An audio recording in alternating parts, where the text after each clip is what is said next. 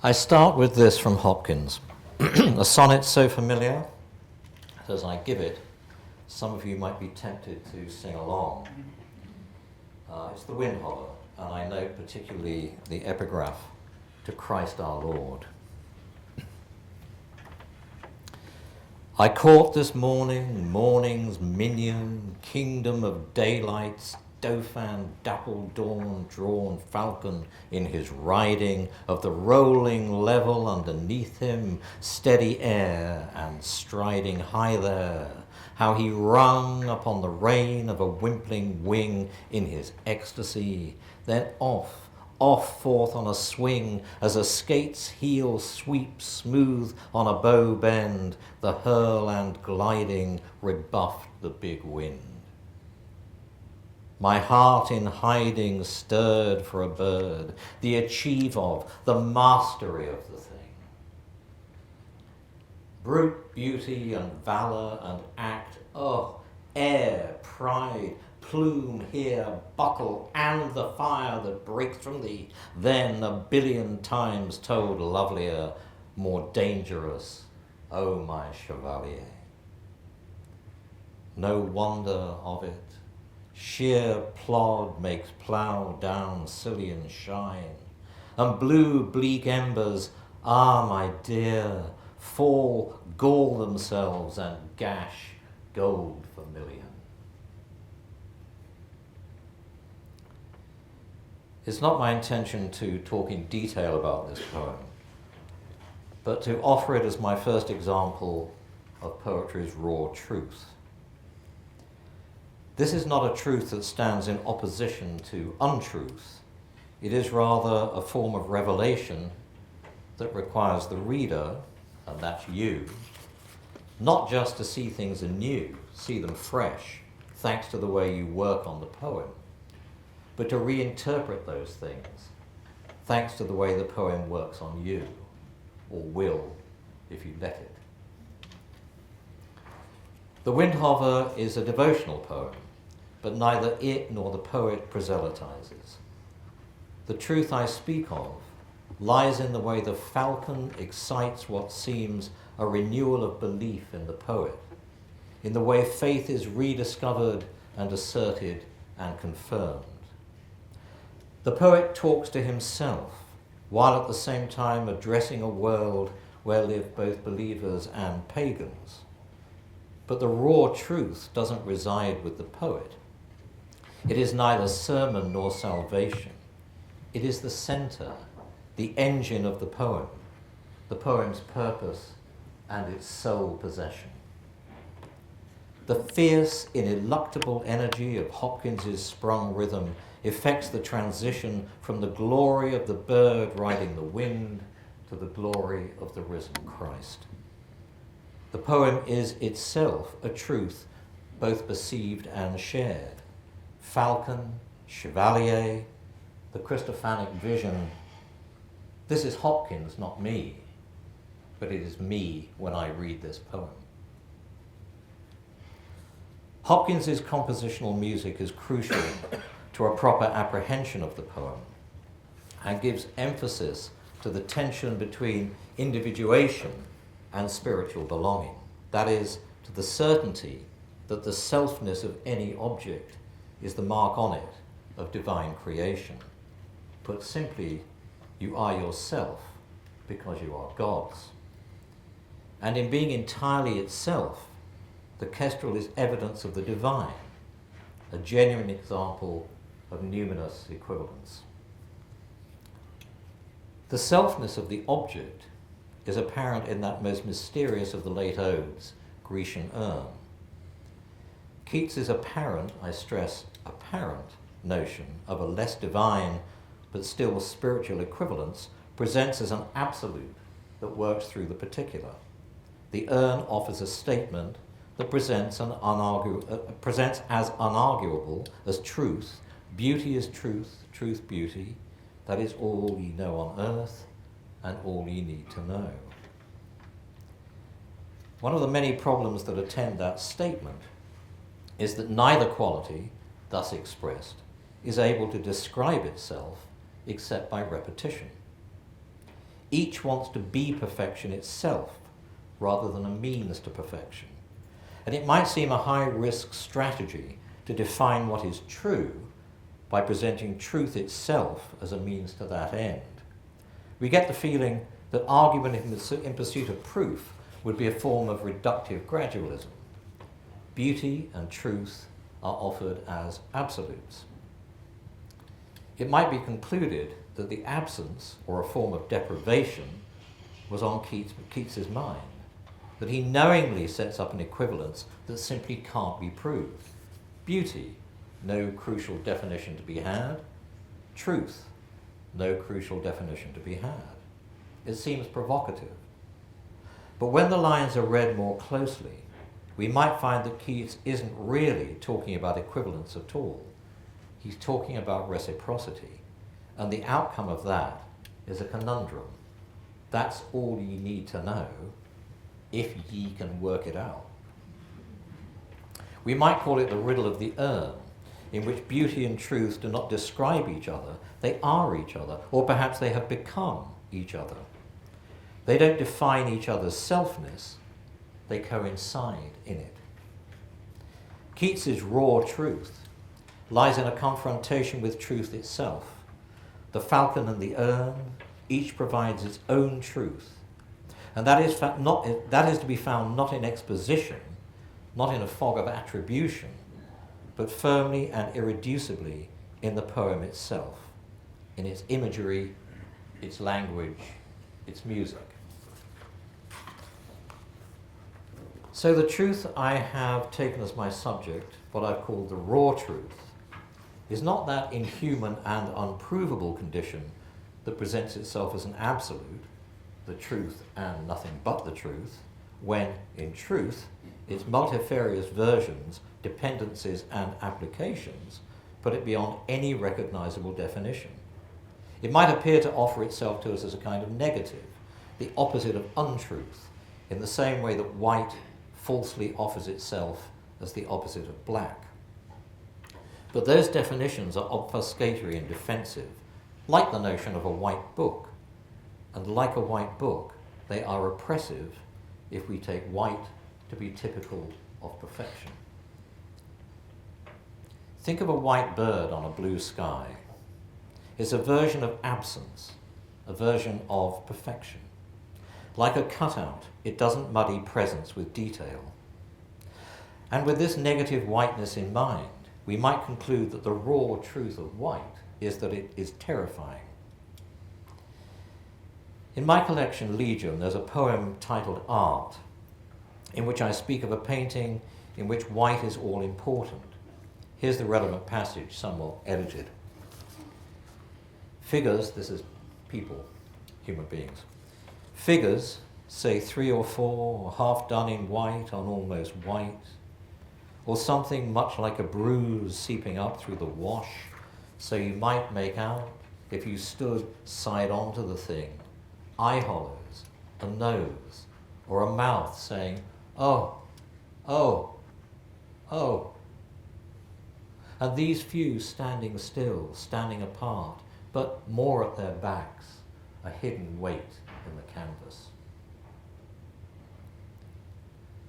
I think my purpose in writing that must have been to evoke those anonymous victims, their cries absorbed by white, their misery absorbed by white, their loss absorbed by white, their fear absorbed by white, to show how white throws a wash over their blood and spillage, and that the vacancy in their eyes is drawn in and, if not negated, then at least denied by the insuperable, the overwhelming vacancy in white. To summon that vacancy is to summon a raw truth. You'll see, I hope, that I make mention of white and perfection to both test and amplify the concept of raw truth. Perfect truth is an inherently untruthful concept, since nothing but the truth is unimaginable, just as perfection itself must hint at flaw, must immediately bring imperfection to mind. Raw truth doesn't just admit of flaw and perfection, it is a measure, of those things. I think those lines from Legion say exactly what they mean. Notice I don't claim they say exactly what I meant to mean. That human suffering might be supposed to be lost to history or to versions of history. The notion of a whitewash might come to mind, except of course it isn't lost, since human history is a record of human folly and its terrible reciprocities are everywhere apparent. So those lines might invoke other lines, lines of people, the displaced, the fugitive, the non-combatants liberated by fear to loss. Looking back, we would perhaps see queues herded to cattle trucks or to the gas ovens. Now we might see frail dinghies approaching the Isle of Lesbos and long lines of refugees trudging towards the next barbed wire fence at the next barbed wire crossing. Yes, but this is not an account of the raw truth of poetry as something akin to socio-political witness. My purpose here is to show how the lyric impulse is a means of understanding human impulse, by which I mean our way of being human, our way of being in the world. So this raw truth I come to, the raw truth of poetry, is not a kind of honesty in depiction or some kind of semantic parallel. It is something that lies just this side of the inexpressible and can only be evidenced by example. I think of a term Paul Celan came to in his poem Psalm, Niemand's Rose, not no one's rose, but the no one's rose, which evokes but does not describe the abandoned, the forsaken, the survivors of the Shoah, those who, having died a death of the spirit, ask for a rebirth, which is either withheld or cannot be granted. That term, Niemand's Rose, is an example of raw truth that lies beyond historical fact and measures of loss. It can only be realized in the way it discovers language and then evolves. Celan particularly serves my purpose here, and in speaking of him, I must turn to one of the great poems of the last century, a poem whose raw truth is both unbearable and inescapable. Todesfuge, that is, Death Fugue. The title makes savage play of the fact that in the concentration camps, the music that the inmates were forced to play, especially when they were accompanying execution or dispatch of prisoners to the gas chambers, was called the Death Tango. Raw truth, if we're to find it, is dependent on language and the way it floods the terrible but eloquent white space that lies between the blackness of type. And that raw truth is embedded in word choice and the music that choice discovers, and in this case, as with any translated poem, demands an inspired compositional instinct from the translator. It's interesting perhaps to note that Todesfuge was first published in translation from German into Romanian. Celan was a German-speaking Romanian Jew. Translation, not least the translation of poetry, is at its best an approximation. The argument between strict translation and versioning, that is, representations of a poem that allow themselves sometimes considerable freedoms, is pretty meaningless, since even the most ironclad of strict translations will be a version. So to give a notion of the original, we're just going to hear a few lines of the poem read by Celan himself. Or that is to say, we are, if I get this right. Todesfuge. Schwarze Milch der Frühe, wir trinken sie abends, wir trinken sie mittags und morgens, wir trinken sie nachts, wir trinken und trinken. Wir schaufeln ein Grab in den Lüften, da liegt man nicht eng. Ein Mann wohnt im Haus, der spielt mit den Schlangen, der schreibt, wenn es dunkelt, nach Deutschland, dein goldenes Haar, Margarete. Der schreibt es und tritt vor das Haus, und es blitzen die Sterne, pfeift seine... Black milk of daybreak, we drink it at sundown, we drink it at noon, in the morning, we drink it at night, we drink it and drink it. We dig a grave in the air, you might lie there unconfined. A man lives in the house, he plays with his serpents, he writes when dusk falls on Germany, your golden hair, Marguerite. He writes and steps out of doors and the stars are flashing. He whistles his dog pack out. He whistles his Jews out to stand in line. He has them dig a grave. He tells us to play for the dance. Black milk of daybreak, we drink you at night. We drink in the morning, at noon, we drink you at evening. We drink and we drink you. A man lives in the house. He plays with his serpents. He writes when dusk falls on Germany, your golden hair, Marguerite, your ashen hair, Shulamit. We dig a grave in the air, you might lie there, unconfined. He calls out, dig deeper into the earth. You others sing now and play. He grabs at the iron in his belt. He waves it. His eyes are blue. Dig deeper with your spades. You others, play for the dance. Black milk of daybreak, we drink you at night. We drink you at noon, in the morning. We drink you at sundown. We drink you and drink you. A man lives in the house. Your golden hair, Marguerite, your ashen hair, Shulamit. He plays with the serpents. He calls out, play sweetly, play death. Death is a master from Germany. He calls out more darkly now, stroke your strings, then you will rise in the air as smoke. You will have a grave in the clouds and lie there unconfined. Black milk of daybreak, we drink you at night. We drink you at noon. Death is a master from Germany. We drink you at evening, in the morning we drink and we drink you. Death is a master from Germany. His eyes are blue. He shoots you with bullets of lead and his aim is true. A man lives in the house, your golden hair, Marguerite. He sets his dog pack on us as he grants a grave in the air. He plays with his serpents and daydreams. Der Tod ist ein Meister aus Deutschland. Dein goldenes Haar, Margarite, dein aschenes Haar, Shulamit.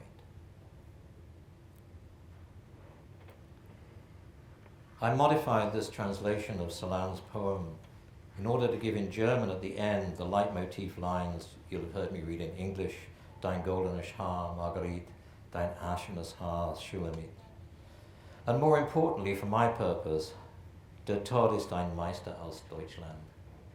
Death is a master from Germany. The one word in this line that gives trouble, that disfigures the line in translation, is master. Though it is most often given as master, it might, I think, be better expressed as expert or technician, or even perhaps, and with black irony, as artist. But the way the vowels work in Celan's original is unreproducible. There's a raw truth in the inevitability with which the line's dark cumulative soundscape produces a mental image that is as appropriate as it is inevitable. Der Tod ist ein Meister aus Deutschland. Raw truth lies in the way the black music of that line of poetry summons, as both the vowels and the meter gain traction. What is for me an indelible image. Stress is a double entendre there. And what I hear in the culminating word, Deutschland, developed and accentuated by the way in which the line advances on it, is the crisp coming together of jackboot heels. And I see that the boots are impeccable in their shape and shine, and the sound is gunshot, is whip crack, and the whole line moves towards this with a cruel inevitability that feeds both backwards and forwards through the images in the poem, through its dense, terrifying narrative, its evocation of fear and suffering, and its sense of spiritual depredation. You might see in this an aspect of composition that points up the folly that is inseparable from the necessity of translation. In fact, no translation will ever do it justice, because of the way the crescendo works. The jackboot heels, the upraised hand, the inescapable echoes of the double-stressed word, Juden Raus, Sieg Heil, the way Meister can't be matched, the way master in English looks scholastic, or else is one part of a compound noun, master builder, master craftsman, which comes close to technician, which is, yes, a good version, but has 3 syllables, which disrupt the dark music of the line. The truth of this lies, of course, not in my explanation of it, but in the apprehension of it delivered by sound plus music, where the sound precedes apprehension and ushers in understanding. I hope you can see, in my account of Todesfuge, that I'm not speaking in support of what Pierre Jory, a fine interpreter of Celan, called the flux artistique, the supposed vague, soft focus effect of some lyric poetry, and not just because I doubt whether or not that soft focus can now be anywhere found, but that I am speaking of Celan as witness and visionary in a tradition which can, I think, properly be called lyric for its indelible marriage of form and content. It might be useful at this point to say something about poetry, truth, and clarity. When the poet Ruth Bedell was writing in The Independent on Sunday, the weekly column that became The Poem and the Journey, her editor happened to notice that a significant space of his paper was being given over to a series of close reading exercises on contemporary verse. Perhaps he thought he should take an interest. Or perhaps he wondered quite how such an undertaking had got in under his radar. Whichever was the case, he read the poem that Ruth had under study that week. His response was to ask, and rather angrily I gather, why can't poets just say what they mean? The answer is, of course, and I'm not sure whether anyone enlightened him, that we don't know what we mean, or at least not in his terms. Or more properly, perhaps, we don't know what we mean to mean, but are at the same time in the process of discovering what we might come to mean. Further to that, meaning, in the sense of purposeful and coherent argument that depends on elucidation to reach a conclusion, isn't what poetry does. It's not just that a poet's reach must, as Browning reminds us, exceed his or her grasp, as that reach is as much a revelatory undertaking as grasp, and that the shock of discovery involved in that is, or should be, as much the poet's as the reader's. So poetry's raw truth resides in revelation, in discovery. It arrives, or better say, is achieved, not through discourse, but by accretion and a form of meditation that lets go notions of logical connectivity. There's a joke I rather like that asks, why do poets never look out of the window in the morning? And the answer is, they wouldn't have anything to do in the afternoon. I like it because it's funny, but also because it's a perfect representation of the mysteries of composition. One of the mistakes that readers might make when feeling defeated by a poem or a body of work is to worry away at how it came about, to want to delve into the poet's thought processes, into his or her intention, in short to ask, what is he, what is she trying to say? It's a form of reductionism that will defeat the reader and will more easily defeat the poem. It's worth mentioning, perhaps, that the part dream world of composition isn't an area of operations that poets should over-analyze. By and large, it's a good idea not to rummage around in the attic or to tinker with the mechanics. The poet X.J. Kennedy sounded a warning note with a squib on the subject. The goose that laid the golden egg died looking up its crotch to find out how its sphincter worked. Would you lay well? Don't watch. This tends to suggest that Kennedy knew little about the physiological aspects of oviparous reproduction. Golden though it might be, I don't think I'd want to remove that egg without a detox spray and a J-cloth. However, his comic quatrain does serve to make the point that the means by which lines arrive on the page has less to do with the fully conscious than with the meditative mind. The truth is that it can't be easily explained, and truth resides in the fact that it can't be easily explained. Some might put it down to chance, but chance is covered by preference, or free association might be mentioned, but that notion is confounded by personal interpretations of the world, yours and mine, because possibility is bound to be limited by experience. Don't watch, Kennedy advises, because analysis leads to second guessing. What's to be hoped for is a kind of blessed spontaneity, what people mistake for inspiration. One of the poet's touchstones, or lodestones might be a better word, for truth-telling is image.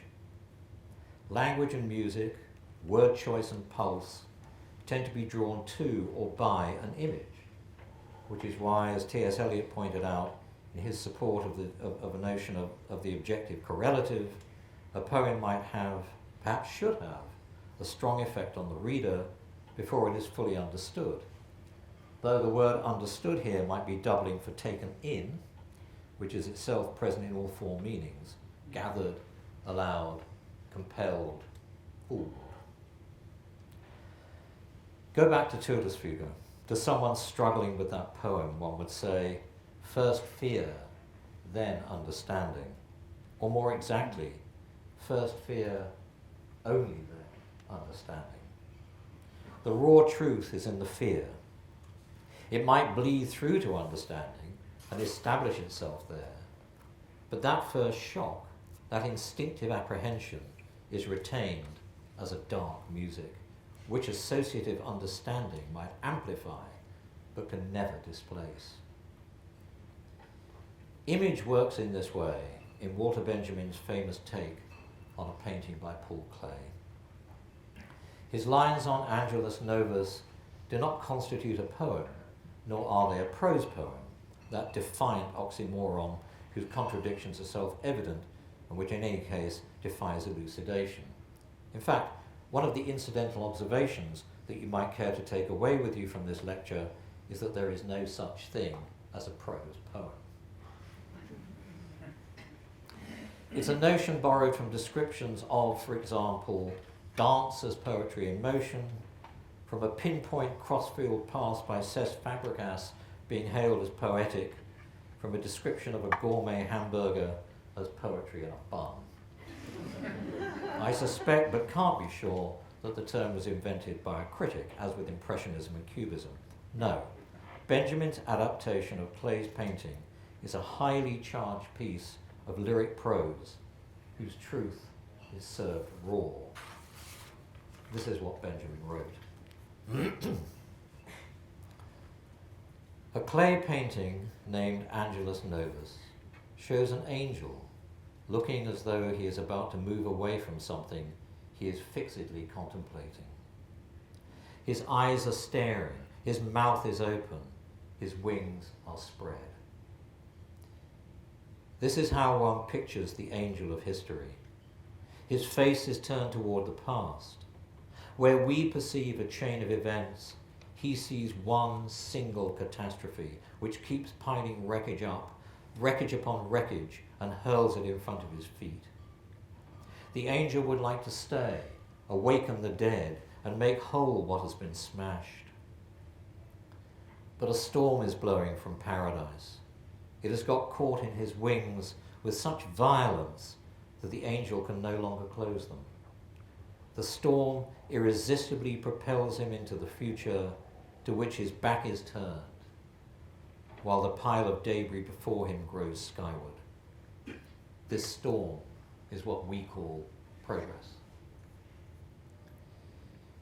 This in its entirety is the 9th of 20 numbered paragraphs that make up Benjamin's essay Theses on the Philosophy of History. But I am not going to delve into Benjamin's critique of Marxist historical mysterious. Well, I'll start again. See, I can't even say it, let alone delve into it. I'm not going to delve into Benjamin's critique of Marxist historical materialism, you might be relieved to hear, since my interest in this startling piece of writing is in the way in which it holds a raw truth that is independent of, one might almost say in defiance of, its quarrel with history as incremental progress. We have here an image, a painting that already exists, not something imagined to fit a purpose, the contemplation of which provokes a description of the painting that, though in one sense it is theory-rich, develops as a lyric version of human tragedy. It's intriguing to know that Benjamin owned the painting, actually a monoprint. He bought it for something less than a song, and it was in his possession for many years. Yes, he made use of it as a critique of Marxist historicism, but it seems more than evident to me that the sheer power of the image worked on Benjamin at a more fundamental level. I would say spiritual level. Angelus Novus must have been having a cumulative effect on Benjamin over the years. So when he turned to it as a theoretical tool, the angel overwhelmed him.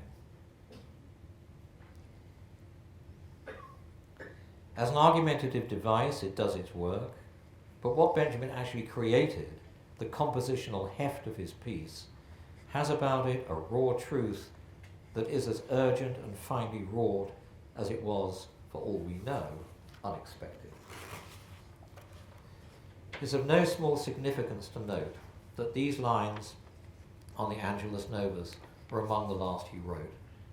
He left Paris a day before the Germans marched into the city, one of a party of refugee Jews hoping to travel to America via Portugal. First they had to cross into Spain. Once there, they heard that the Spanish intended to deport all Jews back to occupied France. Rather than have this happen, Benjamin committed suicide. Ironically, the members of his group were allowed free passage next day and got to Lisbon safely. Among them was Benjamin's sister.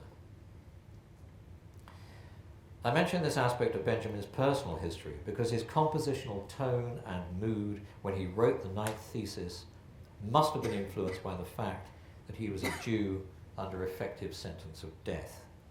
His argument with Marx seems to me an almost en passant aspect of this short, intense, lyrically charged piece of writing.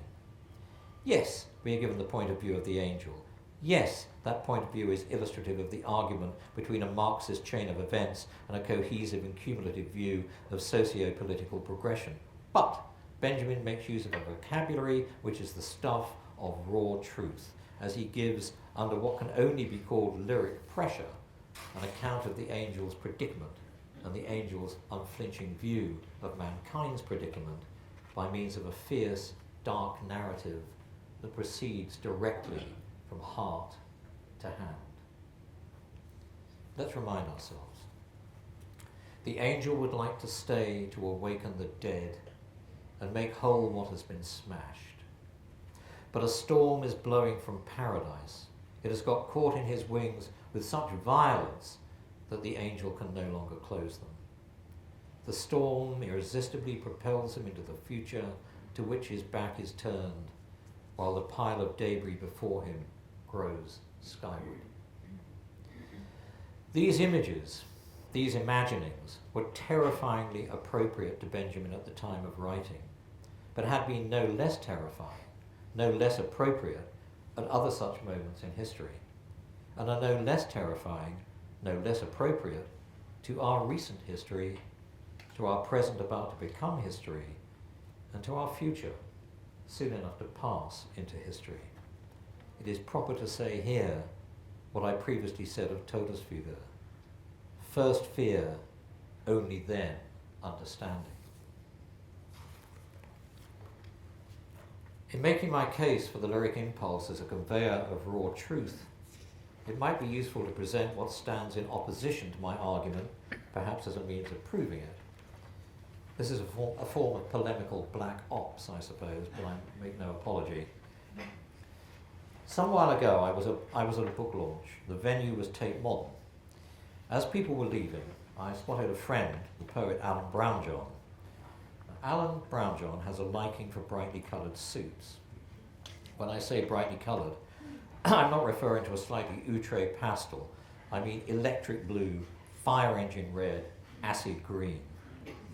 It occurred to me that the suit Alan was wearing that night, crushed plum purple on this occasion, I seem to remember, deserved to become as notable as did its wearer. I took Alan through from the cloakroom area into the Tate Modern turbine hall, placed him at the centre of the space, and asked him to stay put. I then diverted some of those leaving the launch and invited them to view my installation brown job. Others noticing this joined them. All in all, I think the artwork brown job was in situ for 15 minutes and was viewed by many, if not most, of those leaving the launch. They walked round the installation, looked at it from this side and that, then left taking their impressions with them. Next day, I changed my Wikipedia entry to include the information that David Harsent's installation Brown John was seen in the turbine hall at Tate Modern. Indeed it was. My point in telling you about this apparently pointless exercise is to demonstrate those aspects of late postmodernism, we might call it past postmodernism, that stand in opposition to the lyric impulse, or rather, like to declare it redundant and never seem so confident as when they're demonstrating their own inbuilt, often intentional, redundancy. I would make mention here of a line from Marlene Dumas' book, Sweet Nothings. She remarks in a reference to the kind of event typified by my installation Brown John, now that we know that images can mean whatever we want them to, now that we know that images can mean whatever whoever wants them to mean, we don't trust anybody anymore, especially ourselves. I'm happy not to trust whatever whoever, happy not to trust myself, happy not to trust the image if that lack of trust provokes an interpretive curiosity. But I am not happy when lack of trust is really measured indifference, when a supposed artistic response to being human seems to depend on being incurious. I know perfectly well that the term machine-made can as well put the art into artifact as expunge it, and yes, the world does represent itself to us as object and event, but we is not the collective us, and interpretation is a normal, in fact an unavoidable, human activity. If I utter the word sorrow, you, the audience, do not experience a common response. For the most part, your various responses will be, force majeure, innovative. In the light of this, I want to turn to a genuinely innovative piece to which my installation Brown John refers. Marcel Duchamp's sculpture Fountain, as I'm sure many of you know, consisted of a urinal, plain and unadorned, the trough, the receptacle, the porcelain bowl that is normally fixed to the wall, though you must think of it now as being freestanding in an art gallery somewhere. The concept, I bet this doesn't come to you as news, is that out of context it remakes itself in the mind of the beholder. It's immediately sculptural, of course. It isn't quite the Venus de Milo, but it can easily become a not quite interpretable fragment from the frieze on the Parthenon, or from the back, a reject by a student of Rodin, or Uriah. The piece was entered for the 1917 Society of Independent Artists exhibition and signed R. Mutt. Though under an obligation to accept all the entries by all members, the exhibition committee rejected it. Duchamp's response was in part this: whether Mr. Mutt with his own hands made the fountain has no importance. He chose it. He took an ordinary article of life, placed it so that its useful significance disappeared under the new title and point of view, and created a new thought for that object. This notion was immediately cheapened by being described as found art or ready-made. Critics have a lot to answer for. Duchamp said of the piece that his intent was to shift the focus of art from physical craft to intellectual interpretation. Fountain, as well as being a brilliant concept, you might think it an inspired and deeply serious flight of fancy, I certainly do, is both transitional and definitive. It's groundbreaking, and because of that, an end in itself. Its underwritten thesis is self-cancelling, or should have been, since that must be what Duchamp intended. Instead, for some, it became a portal. Its argument was read as manifesto, its wit was seen as mere mischief, its radicalism as an invitation to randomness. After Fountain, all ready-mades were irrelevant, not just in fact, but in concept. It suits my purpose to use Fountain as an example of the unrepeatable ready-made, but my real target here is not aspects of the plastic arts, so much as objects, images, patterns, sounds, copies, designs, graphics and constructs described by their creators as poetry. One aspect of Fountain is that it is, after all, sculptural, not a simulacrum of what it represents, but a representation of itself. I have no more objection to artifacts that resemble Laura Ashley wallpaper, or to books that are intentionally unreadable, or to text whose technique is copy-paste or simply copy, than I have to that covertly socio-political document, the telephone directory, whose digits, as indicators of location, separate the socially advantaged wheat from the disadvantaged chaff. I do think, however, that the people who operate in this area should find terms with which to re-describe themselves and their output, since poets and poetry barely does them or their work justice. Such, would devices be a reasonable categorization? Depend on their endlessly revisited cul-de-sacs and blind alleys. It's a compositional method akin to proving there's no door by repeatedly walking into the wall. But Fountain was soon lost, and many replicas authorised, including the one in Tate Modern, site of another, less famous but equally transitory work of art, must be seen as the perfect outcome. It fills me with delight to remember that a number of people have been fined for pissing into Duchamp's original, or rather in whichever of the replicas lay, as it were, to hand, which seems to me the equivalent of being fined for stroking a cat, and I'm willing to believe that Duchamp would have thought the same. Aspects of postmodernism, and not least past postmodernism, might be thought a mess because the lessons of modernism were never properly learned. I'm reminded of Eliot's dictum at a time when free verse was a controversial issue. No verse, he wrote, is libre for the man who wants to do a good job. This clearly insists that there can be good jobs and bad jobs, and a means of distinguishing one from the other. So if I seem to be suggesting that some past postmodern theorising too often carries the seed of its own redundancy, it's because it tends to reject the idea of any perceivable truth in poetry. Not a simple truth. We've agreed, I hope, that there is no such thing. But the notion of an intrinsic truth that finds its expression is realised in the way language and image come together to effect what I will unashamedly refer to as the human heart. In the last few years, the argument that past postmodernism has been having with itself seems to be inextricably merged with fashion, or fashion masquerading as taste. I say masquerading since taste ought to be permissive and selective, whereas fashion is mandatory and predictive, a form of cultural imposition. It creates need where none previously existed. Bear with me here, this is not a line of stepping stones, this is a broad, well-lit road. Because where fashion sees itself as cutting edge, it is rather following in the footsteps of marketing, which is, yes, about anticipation, though its method is to anticipate a need for what's gone before, what's tried and tested, and it hopes more or less forgotten, and then to modify it and return it in a way appropriate to what its practitioners would, I'm sure, be delighted to call the zeitgeist. Put simply, it recycles. Put less forgivingly, it is in the business of selling back to people their aspirations and their best instincts, plundered, appropriated, vulgarized, broken, and remade as product. More than anything, fashion is interested in pattern. This is pattern, not patterning. Patterning has been a crucial aspect of poetry since bards struck their lyres at the long tables and shouted, "What?"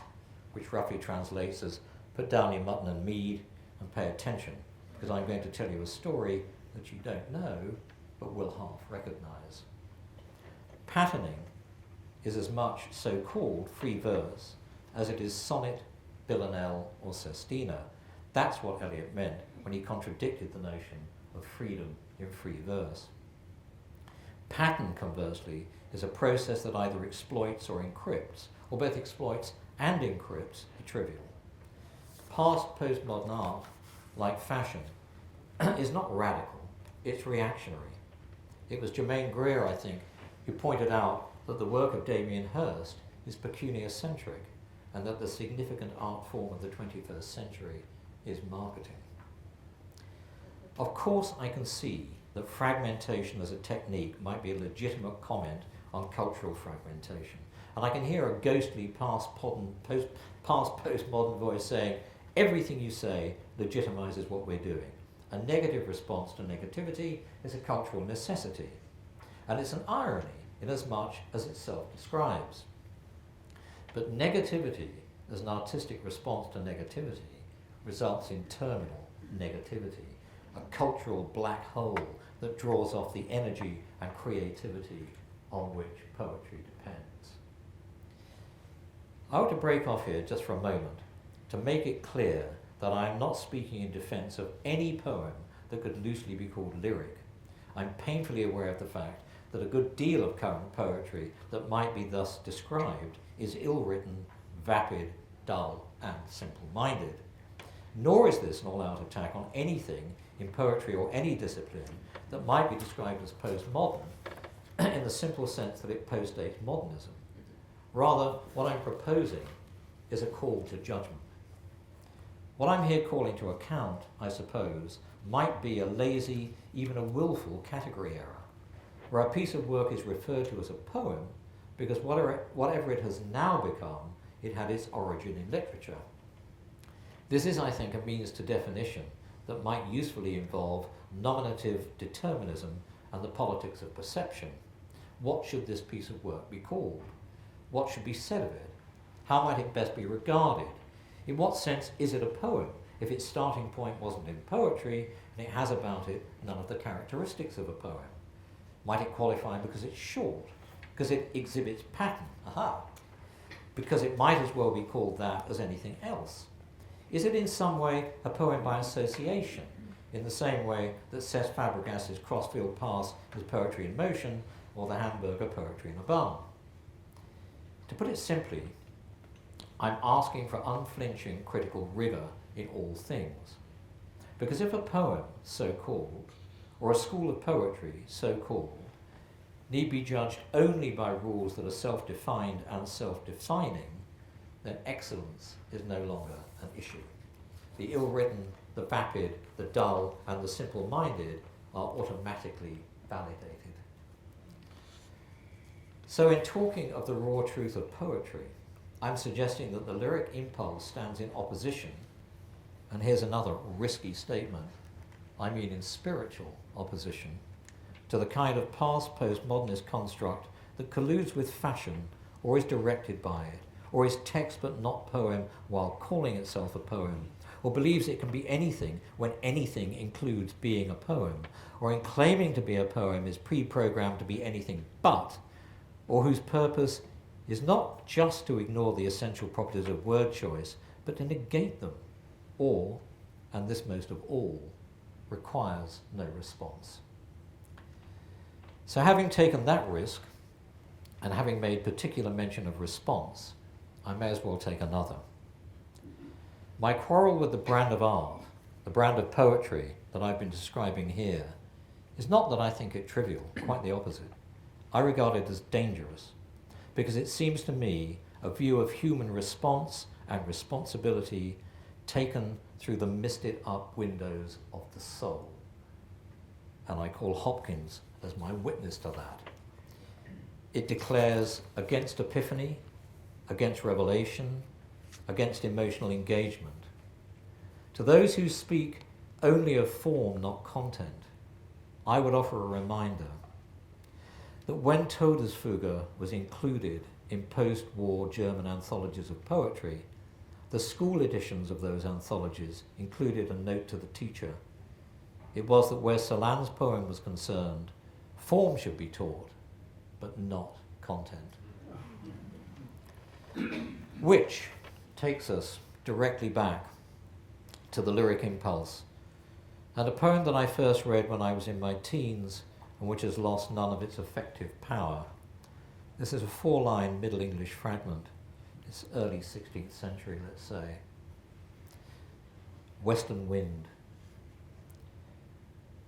Westronna wind, when wilt thou blaw? The small rain down can rain.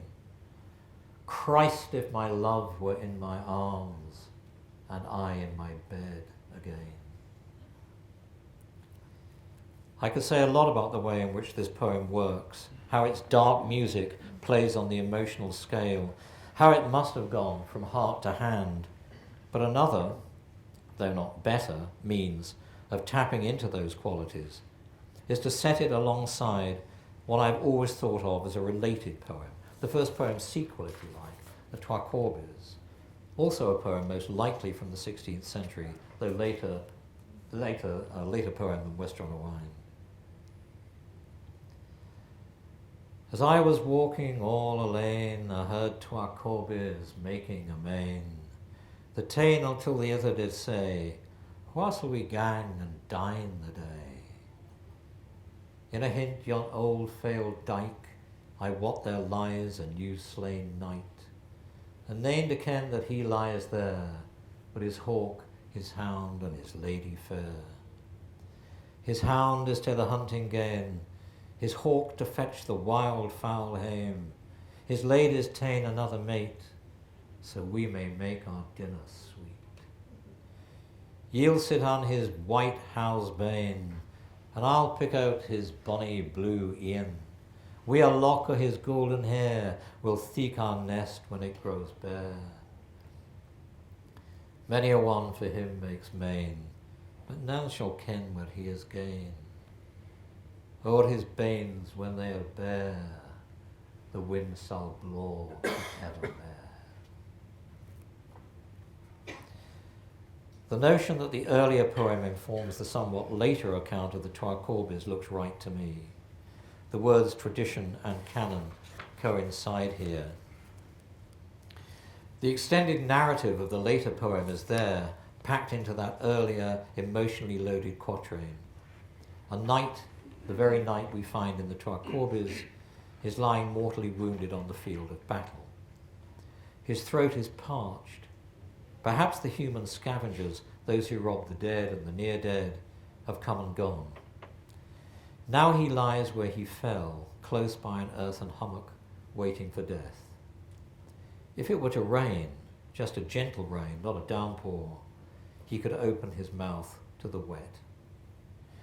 Then this, his first thought, collides with another that displaces it. The dreadful longing, inseparable from remorse, and the unspoken but nonetheless heart-wrenching note of despair. Christ, that my love were in my arms. Where calling on Christ is beyond blasphemy and beyond prayer.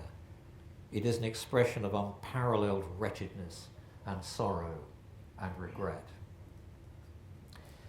The Trois Courbes, while not itself a ballad, is in a balladic tradition that was as much taken up with death as with love, loss, betrayal, revenge, and supernatural malice, which tends, I think, to justify my pairing of the two.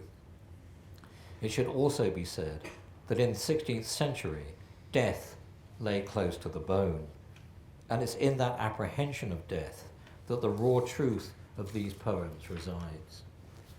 A truth plainly told face to face, an unignorable truth, and part of a dark quotidian that we in our culture don't quite recognize.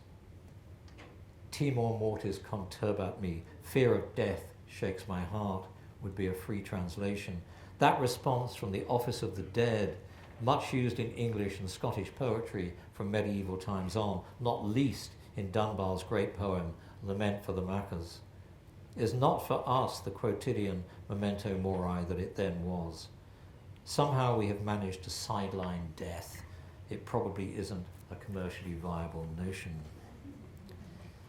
The earlier poem, Westronna Wind, is a cry from the heart.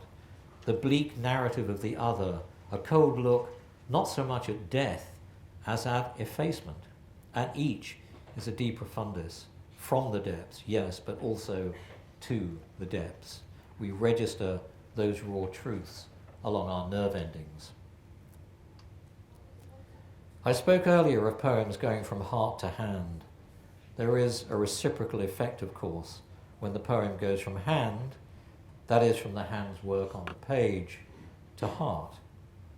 It would, I suppose, have been easy for the poets to have said what they meant in the way that Ruth Bedell's editor wanted, but he was asking for a kind of clarity at odds with the dangerous, essential, hand-to-heart knowledge that these poems deliver. Anyone can tell what these poems mean. What they say, and the way in which they say it, is subversive. Inspiration, that overused and much misunderstood word, has nothing to do with subject, but might have a relevance to one aspect of the mysteries of composition, by which I mean word choice. As with the two poems I've just read, it is in word choice that the raw truth will be found, and by which it will be delivered.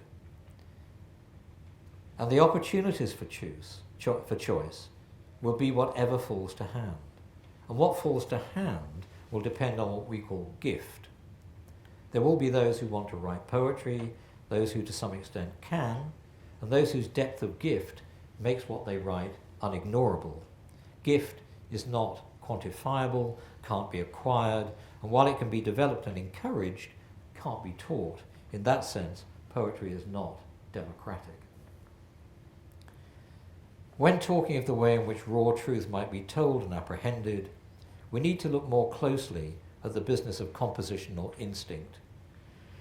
The Greek poet Yannis Ritsos, in my opinion one of the finest poets of the 20th century in any language, was a master of the short lyric. He wrote several series of 3-line poems that carry an emotional load under such compression that it seems they might explode at the touch. Here is one in my free translation.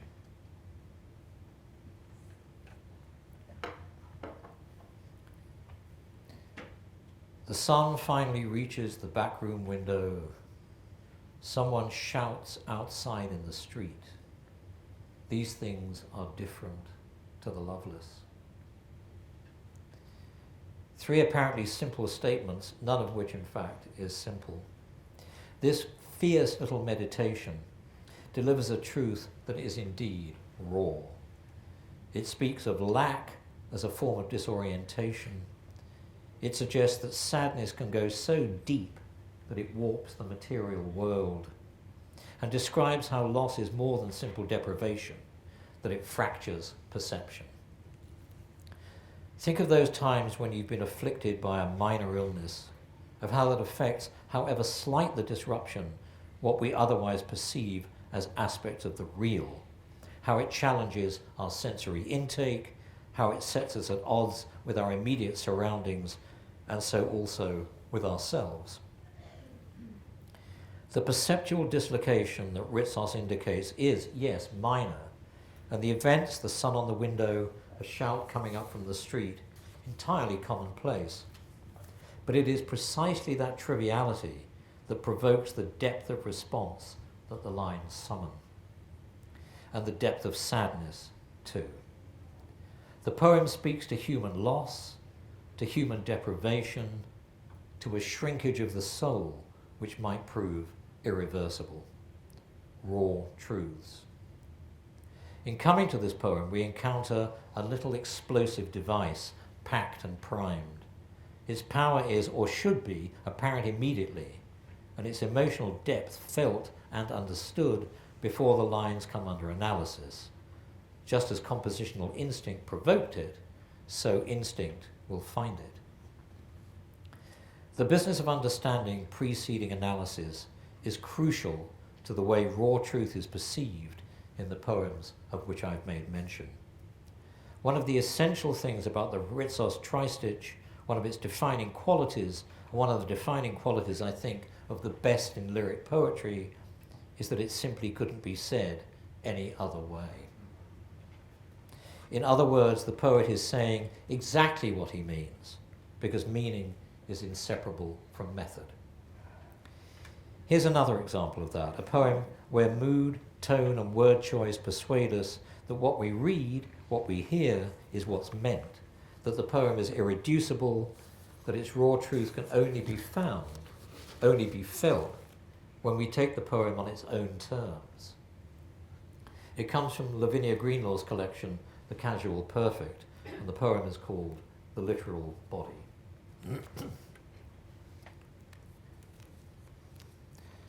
That for all her young womanhood, a broken instrument lodged in her jaw. That in removing the sharp, they raised the roof of her mouth. That her sight failed within a year of being where she couldn't. That when in love, she suffers a loss of sensation on the feminine side. That what her body remembers most clearly is being held by breaking glass. That when in love, she loses the ability to digest. That her skin is feathers and her teeth are eggshell. That she is knuckle and sinew. That she is low. That she is pale. That in times of uncertainty, every doorway is glass. That she blooms in the falling away. That the pain starts on the feminine side, behind the eye. That in sleep her body braces itself as if high in a chimney or well. That when in love she loses iron and rhythm. That the displacement of cells is a fire in a darkened building, where against all expectation her lover keeps looking for her, keeps taking her hand. The straightened, that is to say, constrained rhythm with which those lines do their work is a perfect match for the sense of apprehension, or better say anxiety, that burdens the narrative. To work our way through the images and strange refinements in this poem would be a lecture in itself, properly to assess the way it speaks of damage, of confrontation, and of unconditional love, the way transformation is seen as an indicator of identity, the way word choice and the choice of image seem a perfect fit.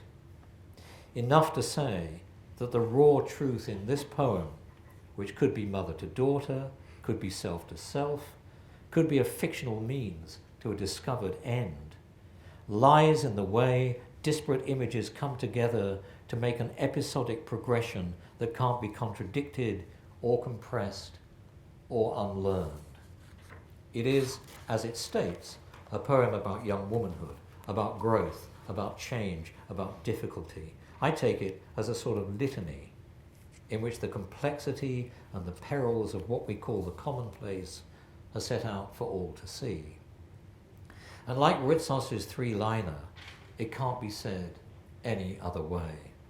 Each image, each extension of that narrative collusion is a means of bringing the poem to its settlement. So consider that. Then go back to any example of that narrative progression. Take, for example, that the pain starts on the feminine side, behind the eye. Find the raw truth in that, and find that you have barely begun. Poetry at its best, and I will agree with anyone who observed that poetry is not often at its best, is a means of mapping our way in the world. It speaks to the emotional responses that are part of the way in which we interpret the world. And the lyric impulse is an aspect of the inner world that informs the world at large. In its music, in its word choice, in images that fall to hand, in lines that go from heart to hand, in the poem's particular means to an end, lies a raw truth. That is to say, a truth that presents as ungainsayable, not because it can be proved by commonplace logic, matters of fact don't come into it, but because it finds its truth in the readers, and that's you, as it goes from hand to heart. When Lavinia Greenlaw uncovers the feminine side, when she finds a language for that, when she counts its risks and finds its one salvific moment, when Yanis Ritsos discovers, as we discover, that what has formed beneath his hand can be expressed in no other way, when that dark percussive pulse in Paul Celan's great poem, does all the work and more that polemic could ever do. When Wester on a Wind yields the inescapable sense of tragedy and loss packed in between its scant 4 lines, when the 4-beat insistence of the Trois Courbes falls on the ear like a passing bell, and when Gerard Manley Hopkins finds the light of his Redeemer in a shaft of morning sunlight shed from a falcon's wing, there is the raw truth of poetry.